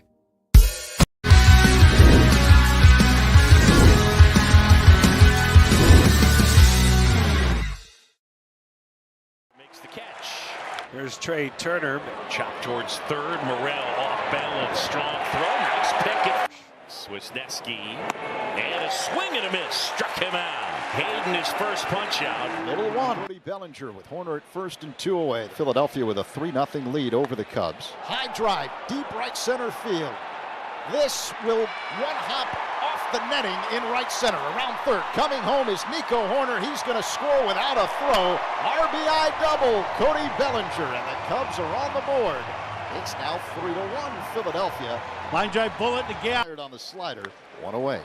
Line to center. Coming in Crow Armstrong. He slides and makes the catch. About hip high. That's worthy of an exclamation point. Nice play. Sinking line drive. PCA gets a great jump and a fine sliding. Welcome back to Shawn and Maya in the morning on Sports Zone Chicago. The video courtesy of the Marquee Network.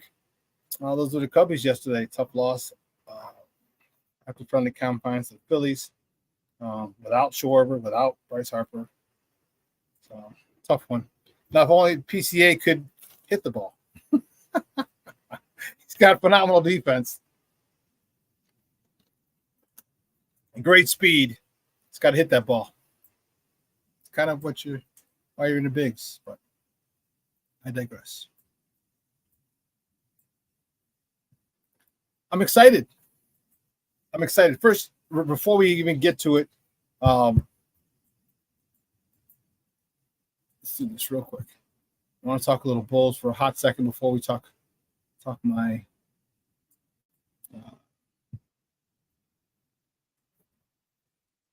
So here's what the Bulls did.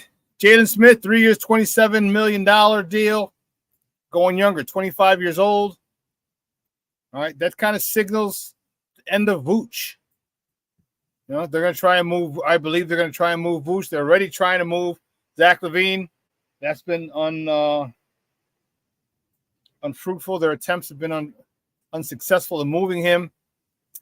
So it looks like he's going to have to play a little bit of the season, and maybe someone will trade for him at the trade deadline.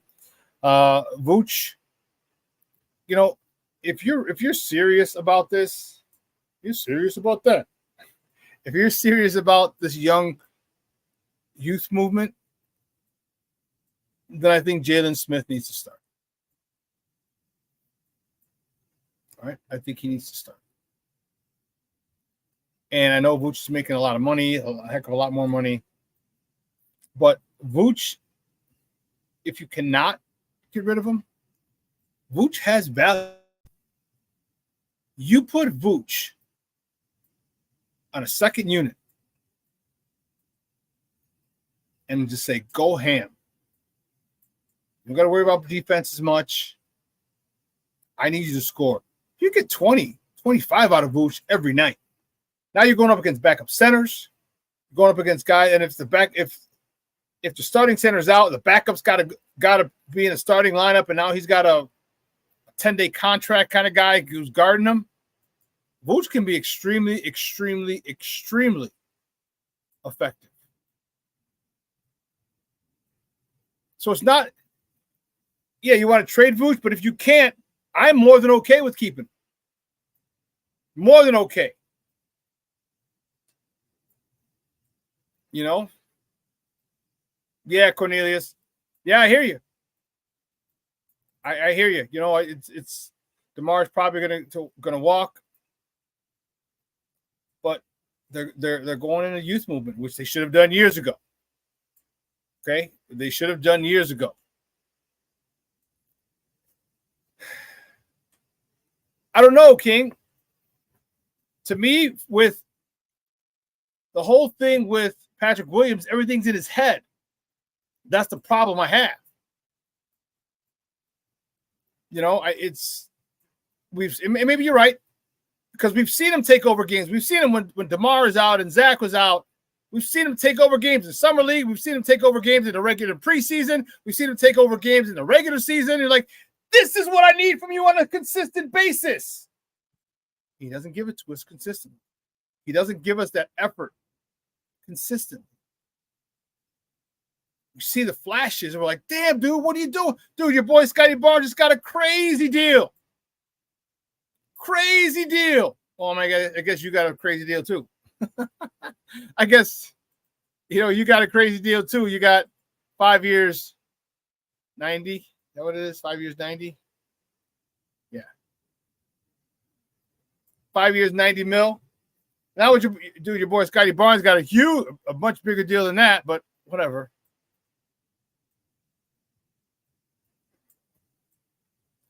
Do you think they're gun shy a little bit?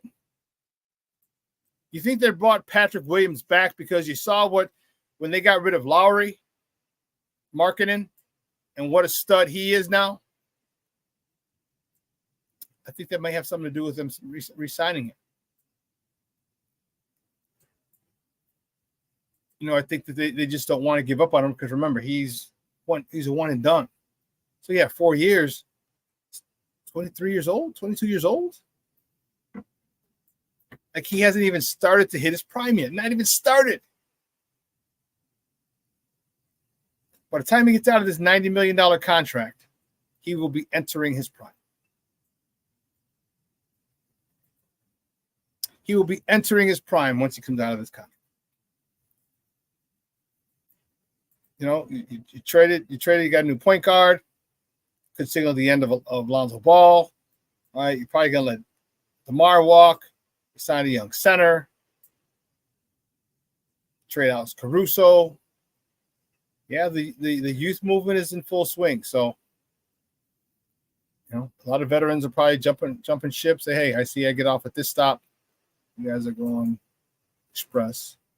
It's not my speed. But anyway. I'm excited. Bears football. Our rookies return to mini camp soon, and we'll be back. We got a couple weeks. I think it was the 24th, 25th. The dates for everybody's there, and I'm excited. I think we're all excited. You know, we got a lot as a fan base. We got to lick our wounds. It was a pretty vicious battle that we had. It was a little civil war with people. You know, it's amazing that people was getting that, but the Bulls were caught between a rock and a hard place. Same thing what happened with Zach. You want to let him walk, or do you got to give him the max? And they gave him the max.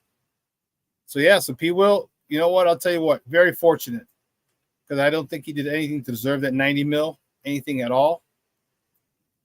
But that's the cost. That's the cost of doing business now in the NBA. We need it off the dub. I do. We're a much younger team. We got to get out and run. We got to get out and run. All right, no ifs, ands, or buts about it. You have youth. You know the old saying, youth is wasted on the young. You have athleticism. Let's get out and run. Hell, Kobe White's only, 24, 25? It's crazy. He seems like he's been in the league for years. You still have a lot of young players. You still have a lot of youthful players. And Kobe White's not even in his prime yet. He's about to enter his prime. So I agree with you off the dub. We need to run. Run. Yes, very athletic.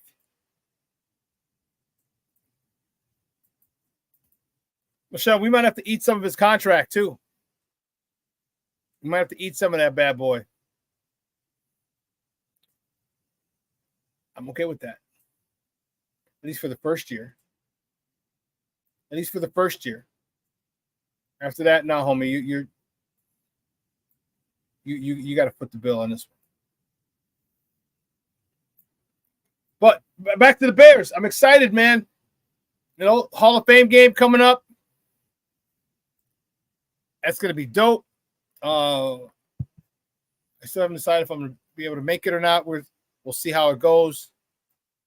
It's going to be fun. All right, it's going to be fun. There's going to be a lot of people, and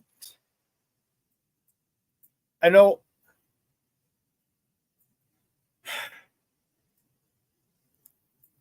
my stance is also a little bit. I'll be a little more lenient with Caleb. Okay. Part of it was I was just annoyed with the Caleb cult. You know, I'm gonna be a little more patient with him, but he's got to show up.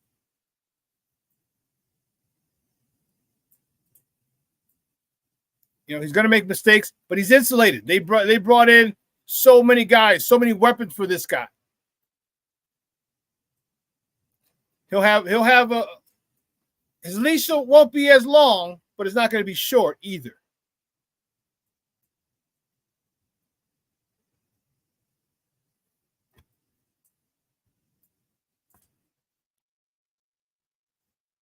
If Caleb scores on the first drive in the Hall of Fame game, do we sit him?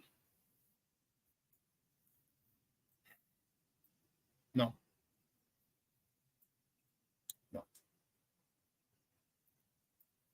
I still say he plays the whole first quarter. I would say the first half, but you guys think I'm crazy.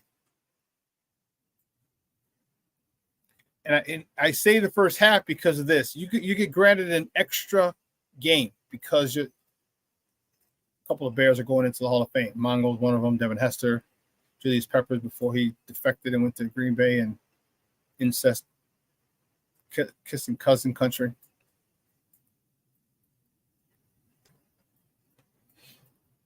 So you have an extra game and you're playing against someone different. All right, you're not going to be playing against the same guys. You're not going to know the tendencies of the guy across from you like you do at the end of camp, or by the middle of camp. Okay, now it's live. These are real bullets. I understand you're saying it's preseason. It doesn't matter. You got guys who are trying to win jobs. There's still a competitive nature because the only way you can play football is 100%. That's the only way you can truly play football. So Caleb needs reps. And if they're giving you another game in this Hall of Fame game, you best use it. You best use it for reps. Like I said, I'd say the whole first half. People are going to think I'm crazy. But just because he plays the whole first half doesn't mean that he's going to be dropping back and throwing the ball all the time. There's a lot of things you can work on. You can work on cadence, work on the run game, work on the play action game, work on the straight drop back. So many different things you can work on. This offense needs to get in sync and fast. The first 9 weeks, they got to come out 7-2, at the worst 6-3, at the worst. So how are they going to gain chemistry? Only way you gain chemistry is by playing games. Preseason or not, playing games, not practice. And I think we have it in a squad. This team coming over this year as well. Anyway, you need reps. You need real reps. So I say first half. But most people are going to say no, one series. It's not going to get it done. Not going to get it done, in my opinion. All right. So off the dub, yeah, no more. Keep him in. Even if they go down and score the first drive, keep him in. Because you want to see what he does when he doesn't score. He's shown he's a leader. He's shown he's a leader. So let him lead. Say, hey, listen, you know what? That drive went bad. Couldn't get a score. Went out, turnover, run down, pick, fumble, whatever. How does he lead at that point? Do they follow him at that point? These are all things that you have to figure out. You got to figure out. Position battles are going to be crazy. A lot of position battles. All right. I think the offensive line is set. I think Bates is going to be the starting center.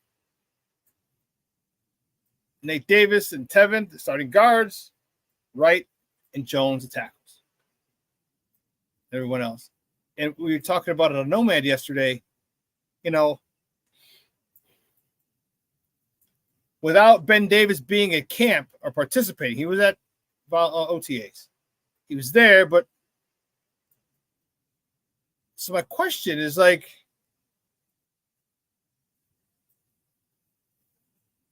is he motivated? Have they talked to him and said, I need you out there? Or is he going through another family situation? It's not out of the realm of possibility that his cousin is sick or his brother is sick or his you know what I mean?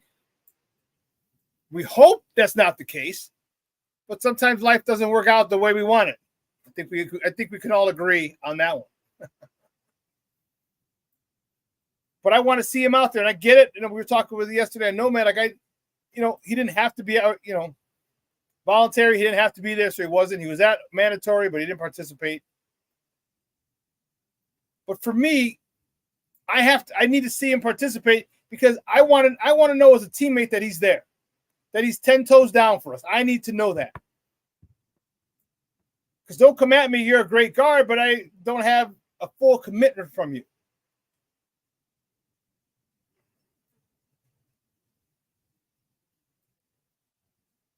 If I don't have a full commitment, man, I don't want him out there. Because I don't know what I'm going to get. Are you feeling good Are you feeling good this rep?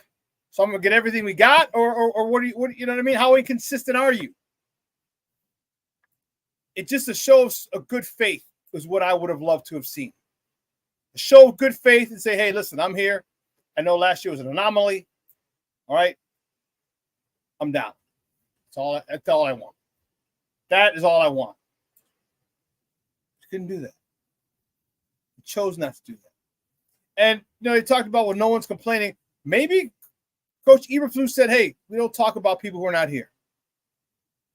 All right? Don't bring that up in sessions. The media is going to try and bring it out of you. Okay? Don't bring it up. If they do, just say, no, it's fine. Coaches are cool with it. We're cool with it.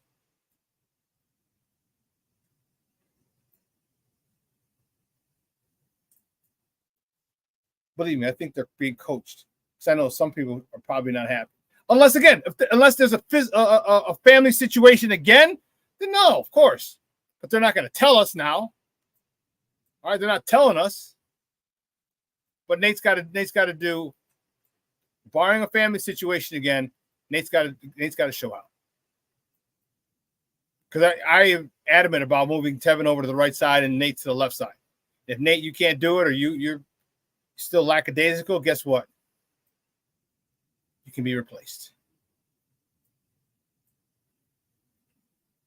Listen, 2 hours is coming and gone. I want to thank my guests, Jason Palmer, for coming in, joining, and talking Sky basketball with me. And I also want to thank Ron Luce from the On Tap Sports Net for coming in, talking Blackhawks hockey with your boy.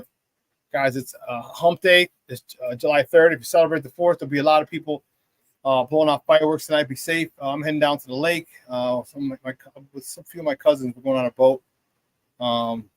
Catch the fireworks downtown. So I'll be downtown tonight with family. And remember, I told you, make sure you spend time with family and friends and loved ones over the holidays and continue to make memories, because at one point, that's all you're going to have.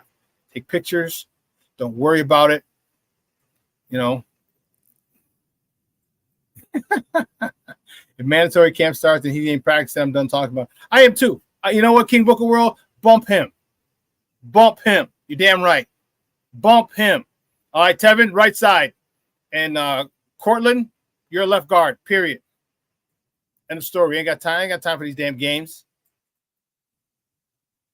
Yeah, eat some barbecue off the dub.